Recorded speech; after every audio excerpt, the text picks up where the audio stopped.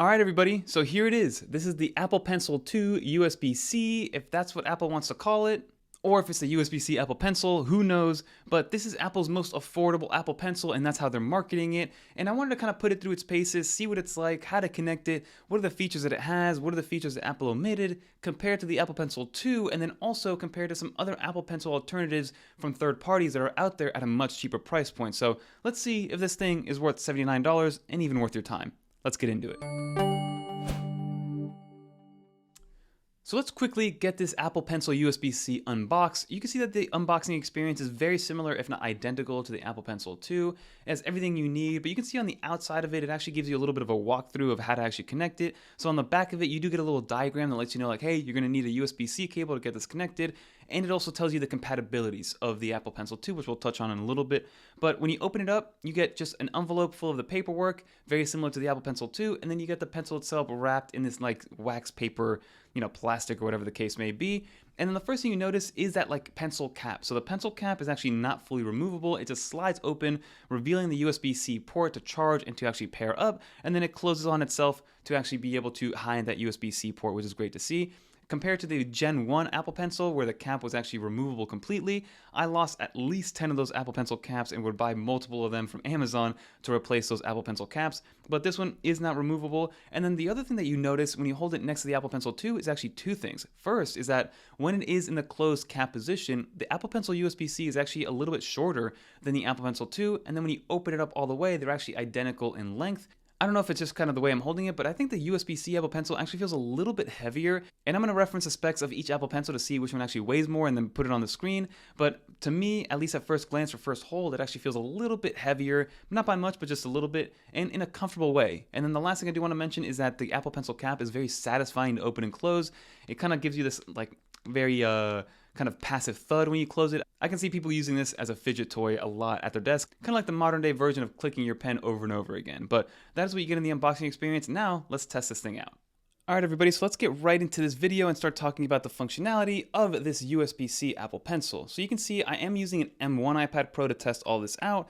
And in terms of compatibility for this Apple Pencil specifically, you need to have an iPad that has a USB-C port. That means the 10th gen iPad, that means the iPad mini, the newest one, the iPad Air, and of course the 2018 and newer iPad Pro. To pair it is actually a little bit different because with the Apple Pencil Gen 2, you just magnetically attach it, it pairs and it starts charging. But in order to pair this guy, you actually need to use a USB-C cable. So you plug in a USB-C cable to the actual iPad itself, and then you plug the other end into the Apple Pencil, and then you should get an animation that comes up here to let you know like, hey, it's about to start pairing, so you can see that it's right there. And then once you see the battery indicator, that means it's fully paired up. So now it's paired up, it's at 56%, and you can start using it immediately. So you can see that it does work when it is plugged in, and it does work when the cap is lifted up. And if I unplug it, close the cap up, it still works as intended. So in terms of connectivity, you do need to physically attach it, and of course there is no USB-C cable included in the packaging, but if you have a USB-C enabled iPad, you should have a USB-C cable, but it is something to consider. So in terms of what you get with the Apple Pencil USB-C, there is a kind of comparison chart that Apple put up in terms of what you get compared to the Pencil 2 and the Pencil 1, but you do get the pixel perfect precision, so it is very accurate in what you're doing. So if I want to write my name here, it does work. You do have your palm rejection, of course. It is very accurate. You still get the low latency, so it is 9 milliseconds of actual latency, which is very, very impressive and exactly the same as the Apple Pencil 2. And then you also get tilt sensitivity. So what that means is if, let's say you have the highlighter over here, let's open that up, scroll down a little bit, and you want to go with the tilt sensitivity. If you go straight down, it's one size, and then if you go sideways, it's another. And then you can actually go kind of in the middle, and there's different ranges. So there's like full tilt sensitivity, then like halfway, then the actual straight line. So these are all the same pencil tips in terms of size. We're just getting different sizes because of the tilt sensitivity. So you can see how big that is right there. So tilt sensitivity works.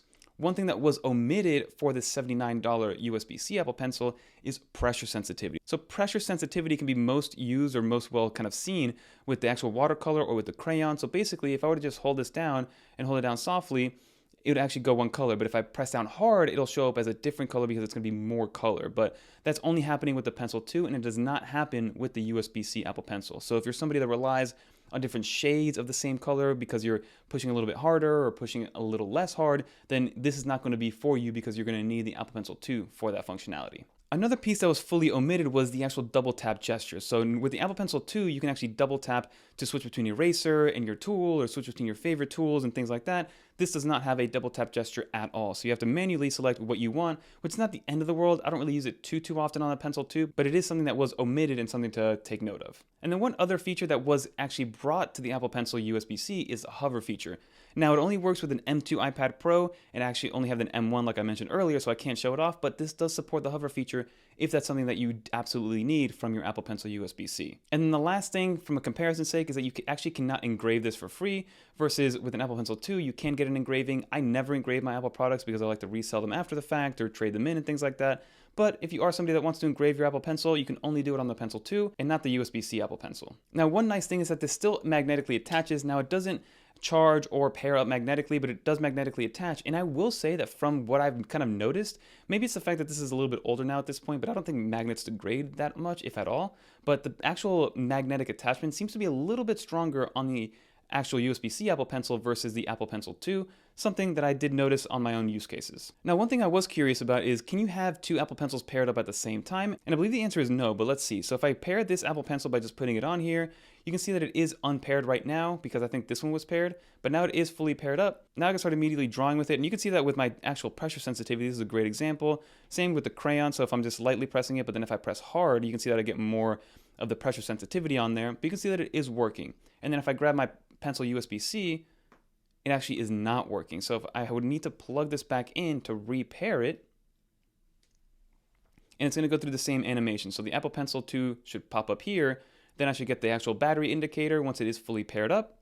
There it is, and then I can start using it, but now Apple Pencil 2 does not work. So it seems like you can only have one Apple Pencil paired up with your iPad at one time. So now the next thing I want to do is actually show off the settings of the new USB-C Apple Pencil. So if we go into our settings, go to Apple Pencil, you can see that there is some customization on here, or if at all maybe, but you can see that we can still only draw with Apple Pencil. Scribble is still going to work, and then you still have your left corner swipe for an actual screenshot, and then your right corner swipe to bring out your quick note. So that still works. And I do want to test out to see that some of these features work in terms of being able to create shapes. So if I pick a different tool, if I do a circle, will it give me a perfect circle? Yes. If I do a square, it'll do the square also, the triangle. You get the idea. So it seems like it does support all this stuff. That was my attempt at a star. If I try it again, there we go. It does work. So some of these shapes, even like let's say the cloud, it will give me a nice little cloud. So the shape recognition does work, which is great to see, which is supported by both the Apple Pencil 2 and the USB-C Apple Pencil. But now if I go into my Apple Pencil settings, and let's say I want to connect this again, let's see what happens in the settings. So it starts to pair up. Let's see exactly what happens. You can see that it changes on the fly. So now you can see that these shortcuts for the gesture control show up in your Apple Pencil settings, and now that this is fully unpaired. So that is something to consider, that you get a little bit more functionality from your Apple Pencil 2 versus the USB-C Pencil. So that's pretty much all the functionality stuff that I want to go over. I do want to check out to see these Apple Pencil tips. So the Apple Pencil tips have been removable for a while. So if you unscrew the Apple Pencil, you can actually change the tips out. And technically, they do recommend you change it every once in a while. I've actually personally never replaced my Apple Pencil 2 tip, so it's probably 5 years old at this point, and I've had zero issues, but I wanted to see if they were the same exact Apple tips. So you can see that this goes here, and if I put, this is the actual USB-C Apple Pencil tip, I'm putting it on my Pencil 2, and it should work right away. You can see that it does work, which is great to see. So you can actually switch them up if you need to, if you're in that situation, but I don't really care to do that. I'm going to put them back where they're supposed to go. But now the $79 question is it worth it to get something like the Apple Pencil USB-C, or go with one of these alternatives that I've actually tested and used? For example, this is the EIP Pencil Pro. It is a little bit lighter in weight compared to both of these Apple Pencils, but from a functionality standpoint, you get the wireless magnetic charging, it pairs via Bluetooth, you get pressure sensitivity, tilt sensitivity, the precision sensitivity and all that good stuff. You don't have the double tap feature, which again, the USB-C port doesn't have, but again, it charges magnetically, pairs magnetically. It's very easy to use. Again, the pencil tip is removable just like the Apple Pencil. Pencil tips are removable, which is great. And it's under $40. So is it worth it to go with something like this? Or even maybe this one right here. This is the Panoval A4 Pro. It comes in a different colorway, which is cool. It still charges via USB-C. I think it's about $30. It doesn't have the double tap gesture, but it does have a lot of the other functionality, like it still connects via magnets, so it's very similar to the USB-C Apple Pencil. So there are alternatives out there, which I'll link down below. Like for example, I always recommend the EIP Pencil Pro if you don't want to spend $130 on the Apple Pencil, but to each their own. Some people like to stay in the Apple world, in the Apple ecosystem, and I'm not going to fault anybody for doing that because I'm very similar in that fashion. But there are alternatives that get you pretty much 100% of the way there if you compare it to this new USB-C Apple Pencil. something to consider, and I wanted to bring that to light. But now let's find out exactly who this $79 Apple Pencil USB-C is for. So now that we got to test this thing out compared to Apple Pencils, who is this Apple Pencil, USB-C for? I think Apple made this for 2 iPad users. I think that you made it for the 10th generation iPad user and also for the iPad mini user because the form factor is actually a little bit smaller, so it makes a little bit more sense on the side of the iPad mini especially. But outside of that, there are cheaper alternatives out there, but this is for the person that kind of wants to stay inside of the Apple ecosystem. Maybe for the person that likes Apple hardware, they want the cheaper Apple Pencil. They don't need that pressure sensitivity, but for some reason they still want the hover feature. So it kind of fits weirdly in Apple's lineup because you can still buy the first gen Apple Pencil from Apple, which is like an 8-9-year-old device for $100. Then you have the Pencil 2, which is $130. But then this USB-C Apple Pencil sits at $80. So it's a $50 cheaper Apple Pencil, gets you about 90% of the functionality as the Pencil 2. So to each their own, I think this is a good buy if somebody wants to use it with iPad mini or wants to stay in the Apple world. But outside of that, there are alternatives, which I will link down below and that you guys saw earlier, that I would recommend maybe over this one because it has a little bit more functionality and a little bit more bang for your buck.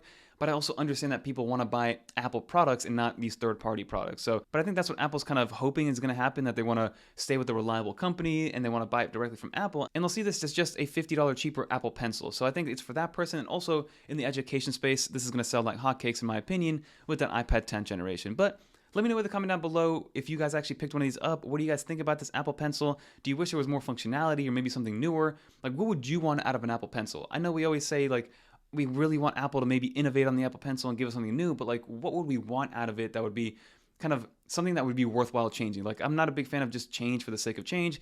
Make a change because it's going to make something a little bit more efficient, a little bit better. It's going to look nicer. That is what I want to see, but I don't even know what I would want out of another Apple Pencil, like a 3rd gen Apple Pencil. But let me know in the comment down below. If you made it to the end, leave a little dolphin in the comments down below as well, so I know you made it to the end.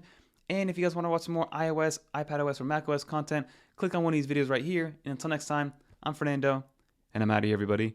Peace.